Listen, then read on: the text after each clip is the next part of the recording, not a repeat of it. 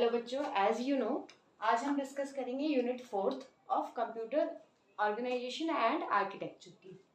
तो इसमें जो हमारा मेन क्राइटेरिया है पढ़ने का वो क्या है, मेमोरी ऑर्गेनाइजेशन।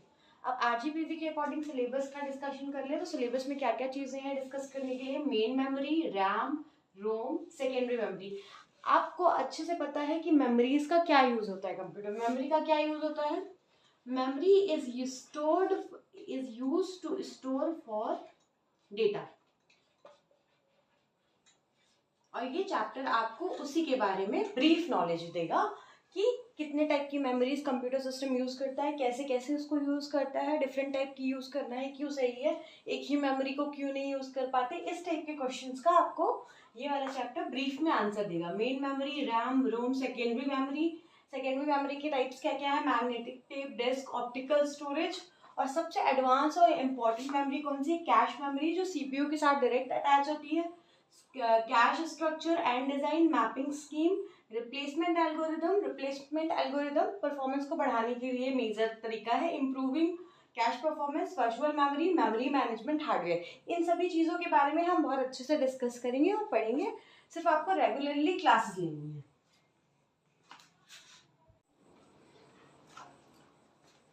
तो चलिए अब समझते हैं मेमोरी के बारे में। मेमोरी क्या होती है, device use to store the content in a computer system that is known as memory. जैसे कि आपकी ब्रेन की मेमोरी होती है, क्या करती है वो, आपको चीज़ों को याद कराने के लिए हेल्पफुल होती है। ऐसे ही कंप्यूटर सिस्टम में मेमोरी का यूज करते हैं। मेमोरी क्या करती है, कंटेंट या डेटा को स्टोर करने का काम मेमोरी का है। अब हमारे पास डिफरेंट टाइप की मेमोरीज है। कौन कौन सी है, internal memory, main memory, secondary memory and tertiary memory. अब इनका एक ट्राइडिक फॉर्म बनता है जिसको हम क्या बोलते हैं, मेमोरी हायरार्की। मेमोरी हायरार्की आपको और अंडरस्टैंड करने में इजी है, पिक्चोरियल रिप्रेजेंटेशन है कि इसका डिफरेंशिएशन कैसे कर सकते हैं। सबसे पहले इंटरनल मेमोरी, इसके बाद मेन मेमोरी, मेन मेमोरी के बाद secondary memory and last is tertiary memory. Internal memory में क्या क्या चीजें होती है, रजिस्टर और फ्लिप फ्लॉप। आपको पता है रजिस्टर्स क्या होते हैं, फर्स्ट यूनिट में हमने डिस्कस किया था। रजिस्टर क्या होते हैं, instruction register, general purpose register, special purpose register. Flip flop आपने डिजिटल में पढ़ा होगा, SR flip flop, JK flip flop. क्या करते हैं, 1 बिट की इंफॉर्मेशन को स्टोर करने का काम करते हैं, that is called flip flop. तो ये डिवाइसेस होती हैं किसको, बिट्स को स्टोर करने के लिए। नेक्स्ट मेन मेमोरी में क्या क्या आ जाती है, रैम और रोम। सेकेंडरी मेमोरी में आपकी कौन कौन सी मेमोरी है, टर्शियरी में आपकी hard disk, HDD, magnetic tape. इन सब के नाम आप अच्छे से नोन हो जानते हो। इसमें क्या हो जाएगी, पेन ड्राइव वगैरह, है ना। सॉरी एचडीडी आपकी सेकेंडरी मेमोरी है। मैग्नेटिक टेप, डिस्क ड्राइव, ये किस पे आ जाते हैं, टर्शियरी मेमोरी में। अब इसके बारे में हम और अंडरस्टैंड करेंगे नेक्स्ट पार्ट में। चलिए गाइस, अब हम समझते हैं व्हाट इज मेमोरी हायरार्की। तो जैसे कि यहाँ पे लिखा हुआ है, we do not use single memory in a computer system, instead of we use memory hierarchy. Memory hierarchy का मतलब ये है कि डिफरेंट टाइप की मेमोरीज यूज होती है एक ही कंप्यूटर सिस्टम में। क्यों, क्योंकि हमको उसकी परफॉर्मेंस इंक्रीज करनी है। अगर हम सिंगल मेमोरी रखते हैं बहुत बड़ी, तो उसमें हमको एक्सेसिंग स्पीड की सबसे ज़्यादा दिक्कत आएगी। जैसे कि आप एक बड़े शहर में किसी व्यक्ति को ढूंढना चाहते हैं तो आपको ज़्यादा टाइम लगेगा। उसी के कंपैरिजन में अगर आप गांव में या मोहल्ले में किसी को ढूंढना चाहते हैं तो आपको कम टाइम लगेगा। ऐसा ही कुछ अरेंजमेंट यहाँ पे किया गया है। अरेंजमेंट क्या किया गया है, जो सबसे ज़्यादा यूज वाला डेटा है उसको हम इंटरनल या मेन मेमोरी में रखेंगे, और जो हमारे पास लॉन्ग टर्म के लिए यूज होने वाला डेटा उसको सेकेंडरी मेमोरी और टर्शियरी मेमोरी में रखेंगे। तो instead of that we use memory hierarchy, मतलब कई टाइप की मेमोरीज का यूज करना है, इट्स कॉल्ड मेमोरी हायरार्की। और इसका यूज क्यों करते हैं, ताकि हमको हाई परफॉर्मेंस और हाई स्पीड मिले। अब मेमोरी हायरार्की का गोल क्या है? दो इंपॉर्टेंट गोल है। जैसे ऑपरेटिंग सिस्टम अगर आप पढ़ते हैं तो ऑपरेटिंग सिस्टम में भी दो गोल्स होते हैं, एफिशिएंट यूज करना, कन्वीनियंट बनाना। वैसे ही यहाँ पे दो मेन यूज है। क्या क्या है? To maximise access speed, to minimise per bit storage cost. अभी हमने पिछले वाले उस पे टर्म में मेमोरी हायरार्की का एक स्ट्रक्चर बनाया था, टर्शरी स्ट्रक्चर। तो ये क्या है? सबसे पहला इंटरनल मेमोरी। इंटरनल मेमोरी में कौन कौन सी डिवाइसेस आती हैं? जैसे रजिस्टर्स हो गया, फ्लिप फ्लॉप हो गया, ये सारा किस में आता है? इंटरनल में। नेक्स्ट मेन मेमोरी में क्या आता है? RAM, ROM. सेकेंडरी मेमोरी में हार्ड डिस्क ड्राइव, और टर्शरी मेमोरी में टेप ड्राइव्स, मैग्नेटिक टेप, ये किस में आता है? टर्शरी मेमोरी में। ये जरूर आप याद रखिएगा एग्जाम्पल्स इसके कि एग्जाम्पल क्या क्या है।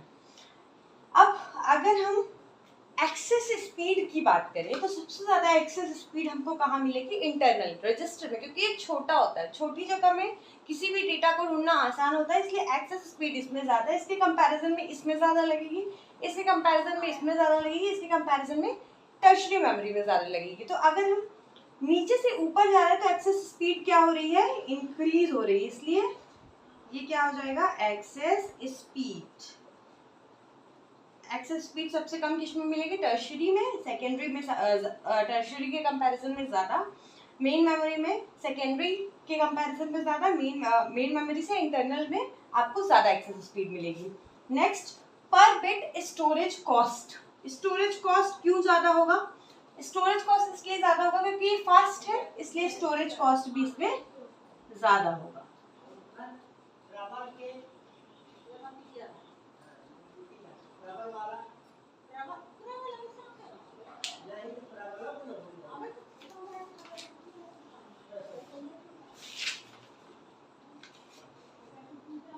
अब अगर हम डिस्कस करें एक्सेस टाइम कितना लगेगा? एक्सेस टाइम अगर किसी चीज को ढूंढना है तो आपको इसमें कम लगेगा, इसमें ज्यादा लगेगा, इसमें ज्यादा लगेगा। तो अगर नीचे से ऊपर की ओर आ रहे हैं, इसको रब कर देते हैं, नीचे से ऊपर की ओर आ रहे हैं तो एक्सेस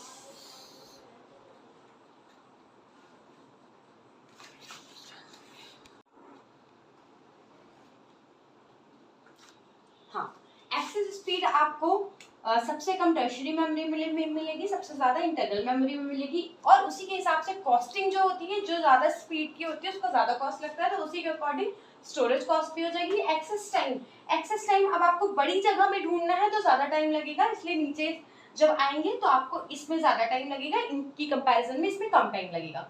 साइज किसका ज्यादा होगा? टर्शरी मेमोरी का ज्यादा होगा, इंटरनल का कम होता है। आपको पता है कि छोटे साइज की होती है। सीपीयू का परफॉर्मेंस आपको ज्यादा किसमें मिलेगा? टर्शरी मेमोरी में कंपैरेटिवली इंटरनल मेमोरी के।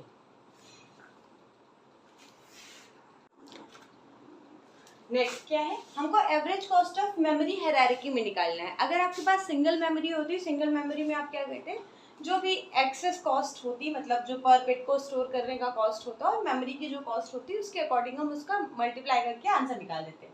पर यहाँ पे हम क्या कर रहे हैं? मेमोरी हायरार्की यूज कर रहे हैं। मेमोरी हायरार्की का मतलब है मेमोरीज के अलग अलग टाइप होंगे, उनका पर बिट का कॉस्ट अलग अलग होगा और उनका साइज अलग अलग होगा। उसके हिसाब से हमको कैलकुलेट करना है कि average speed of a memory in memory hierarchy कितना होगा। तो सपोज करिए आपके पास मेमोरी है M1 टाइप की, दूसरी है M2 टाइप की, तीसरी है M3 टाइप की। कोई मान लो इंटरनल मेमोरी है, कोई सेकेंडरी मेमोरी है, कोई टर्शरी मेमोरी है, कोई रजिस्टर है, इस टाइप की मेमोरी है। अब आपको सपोज करना है यहाँ पे। नेक्स्ट उसका साइज होगा कुछ ना कुछ, तो इसका साइज होगा S1, इसका साइज होगा S2, इसका साइज होगा S3।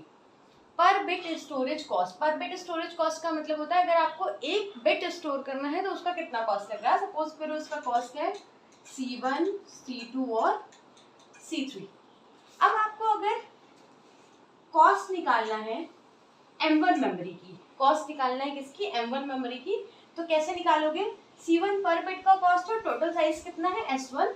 तो आप इन दोनों को मल्टीप्लाई कर दोगे तो आपके पास क्या आ जाएगा? Cost of the particular memory.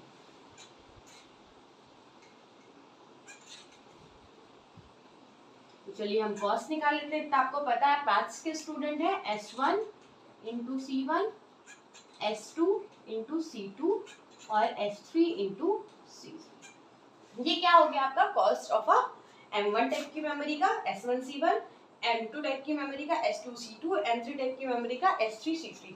अब आपको पता है एवरेज का फॉर्मूला क्या होता है, average cost of a memory. तो अगर हम कॉस्ट को प्लस कर दें S1C1 plus S2C2 plus S3C3 और डिवाइड बाय किससे कर दें, टोटल साइज से, तो आपको क्या मिल जाएगा, एवरेज कॉस्ट मिल जाएगा। वेरी इंपॉर्टेंट फॉर्मूला है। टोटल मेमोरी की जब एवरेज कॉस्ट निकालने का आपको आ जाएगा तो आप इस फॉर्मूले को यूज करके कॉस्ट को कैलकुलेट कर लोगे।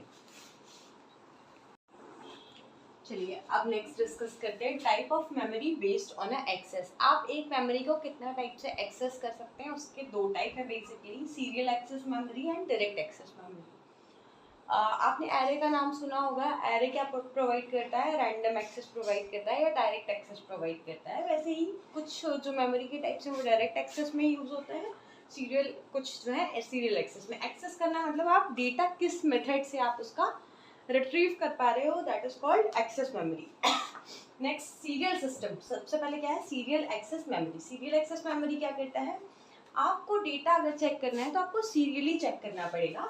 सपोज करो मेमोरी आपकी डिवाइडेड होती है इस तरह से सेल्स में, हर सेल का अपना एक एड्रेस होता है। तो इस एड्रेस से जैसे डेटा आपका सपोज करो लास्ट में रखा हुआ है, तो आप स्टार्टिंग से चेक करोगे कि डेटा कहाँ है, जब तक कि आपको अपना डिजायरेबल कंटेंट नहीं मिल जाता तब तक आप चेक करते रहोगे, that is called serial access. वैसे ही इसकी डेफिनेशन लिखी है, this system must search the storage device from beginning of the memory address until it finds the required piece of data, like magnetic tape। अगर आपने पहले टेप रिकॉर्डर सुना हो अगर, तो टेप रिकॉर्डर में आप बीच में किसी भी सॉन्ग को प्ले नहीं कर सकते, वो पूरी रील कंप्लीट होती है उसकी, उसके बाद ही आप उसको अपने डिजायरेबल सॉन्ग तक पहुंच सकते हो। तो आपके कैसेट्स आती थी, कैसेट्स में सॉन्ग्स कई सारे डले होते थे, और अगर आपको फेवरेट सॉन्ग सुनना है तो आप उसको चूज नहीं कर सकते, आपको पूरा सुनते हुए जाना पड़ेगा, वो होता है मैग्नेटिक टेप। नेक्स्ट मेथड क्या है, direct access memory. Direct access memory और रैंडम एक्सेस मेमोरी मतलब आप डायरेक्ट डेटा को रिट्रीव कर सकते हैं।